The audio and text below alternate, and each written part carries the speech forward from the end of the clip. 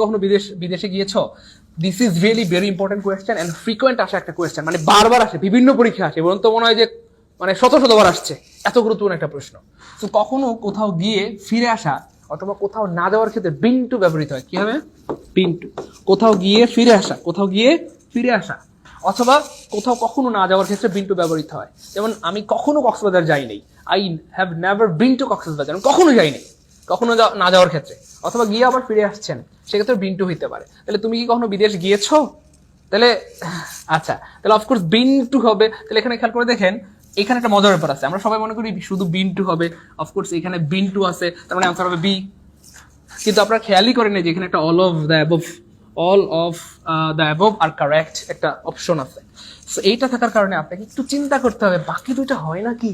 তো ওই মনোযোগ, কখনো যদি কোনো অপশনে দেখেন ভাইয়া অল অফ দ্য অ্যাবভ আর কারেক্ট এমন একটা অপশন আছে, তখন আপনি একটু চিন্তা করতে হবে, এটা তো শুদ্ধ, ঠিক আছে আলহামদুলিল্লাহ, বাকি দুইটা হয় নাকি একটু চিন্তা করতে হবে।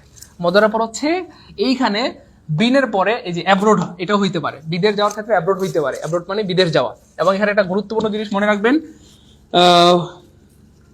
Home abroad, home abroad, here there, THERE, there, up down, একটু লিখে রাখতে পারেন, সারা জীবনের সম্পদ হবে। বারবার বলতেছি, পরীক্ষা এটা আসছে, এটা আসছে, এটা আসছে, এটা আসছে, এটা আসছে, সবগুলোই আসছে এবং আবার আসবে ইনশাআল্লাহ।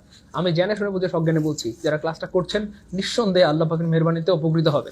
কোনো কারণে যারা ক্লাসটা দেখেও করছেন না, এটা একদমই ঠিক হচ্ছে না, আপনার নিজেকে নিজে ঠকানো হচ্ছে। কত কত কত সময় তো আমরা কত জায়গায় ব্যয় করি, তাই না? ইউটিউবে বা ফেসবুকে ক্লাসটা করে নিলে ভালো হবে ইনশাআল্লাহ। কেমন শোনেন না প্রিয় ভাই বোন আমার? দেখেন এই যে home abroad, here there, up down, এদের আগে সাধারণত প্রিপোজিশন হয় না, সাধারণত নো প্রিপোজিশন, নো প্রিপোজিশন,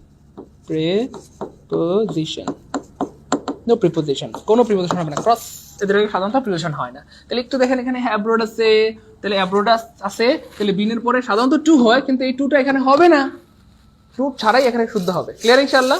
তাহলে হোমের আগে টু হয় না, ওই যে আমরা এটা সবাই জানি। হেয়ারের আগে টু হয় না, দেয়ারের আগে টু হয় না, আপের আগে টু হয় না, ডাউনের আগে টু হয় না। ক্লিয়ার ইনশাআল্লাহ? এটা হচ্ছে একটা ব্যাপার। তাহলে এখানে ওই এটা টু ছাড়া হবে না, টু ছাড়াই এটা শুদ্ধ, মানে এটা শুদ্ধ। আর হ্যাঁ, বিন টু এটা তো অবশ্যই শুদ্ধ, অর্থাৎ have you ever been to a foreign country? তুমি কি কখনো বিদেশে গিয়েছো? এই ফরেন কান্ট্রি মানে হচ্ছে বিদেশকে বোঝানো হচ্ছে, ঠিক আছে? তাহলে বিন টু ফরেন কান্ট্রি। তারপরে have you ever visited abroad? অ্যাব্রোডের আগে যেহেতু টু হয় না, তাহলে ভিজিটেড অ্যাব্রোড হবে, ভিজিটেড অ্যাব্রোড হবে, তার মানে এটাও শুদ্ধ। তার মানে এটাকে তিন ভাবে করা যায়, খেয়াল করে দেখেন, have you ever been abroad, অথবা have you ever been to a foreign country, অথবা have you ever visited abroad.